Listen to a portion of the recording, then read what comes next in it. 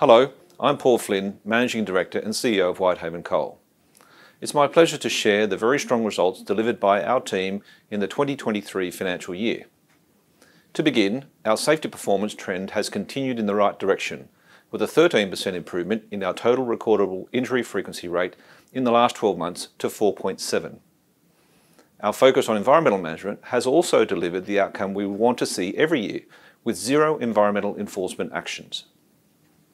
Run-of-mine production of 18.2 million tonnes is down from 20 million tonnes in FY22 due to localised flooding and operational constraints. Despite these headwinds, we delivered a record net profit after tax of $2.7 billion and earnings before interest, tax, depreciation and amortisation of $4 billion. We generated cash from operations of $4.2 billion and ended the period with $2.65 billion of net cash on the balance sheet.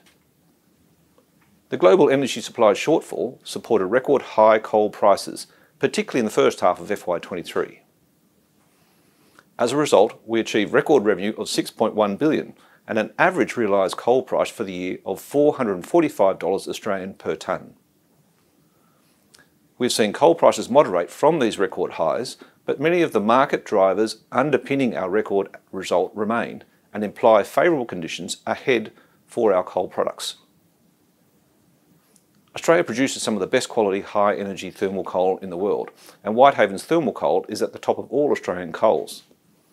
In FY23, 80% of Whitehaven's thermal coal exports were what we classify as high calorific value, which is 5850 and above.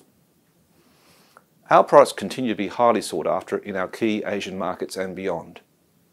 Our customers need our coal to deliver the emissions reductions goals, to make steel, and for critically important energy security.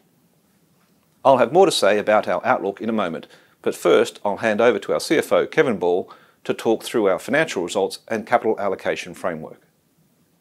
Thanks, Paul. We maintained a strong balance sheet through the period, and we are continuing our prudent and disciplined approach to capital allocation. Whitehaven finished the financial year having delivered a total shareholder return of 52%, which places us as the 9th highest returning stock in the ASX 100. We are returning 50% of FY23 NPAT to shareholders through franked dividends and the share buyback, in line with our stated policy of 20 to 50%. The board has determined to pay a 42-cent fully franked final dividend on the 15th of September. This brings the full year fully franked dividend to 74 cents per share, or $609 million. We've also returned $949 million to shareholders through our share buyback program during the financial year, with $225 million allocated to completing the initial 10% buyback and $724 million to buy back a further 9% of shares from fiscal year 23 NPAT. The 19% reduction in shares since we commenced the buyback in March 2022 means the final dividend of $337 million resulted in a much higher dividend of 42 cents per share instead of 34 cents. Looking ahead, our strong operating cash flow will allow us to continue to optimise operations, maintain balance sheet strength and support returns to shareholders. It also provides us the funding optionality and flexibility to reinvest in our business and consider growth opportunities.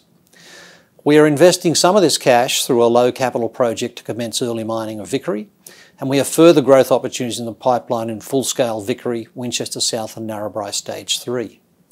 We are also well placed to assess opportunities to increase our equity stakes in our existing assets and acquisition opportunities that align with our strategy and have the potential to present near and long-term value for shareholders.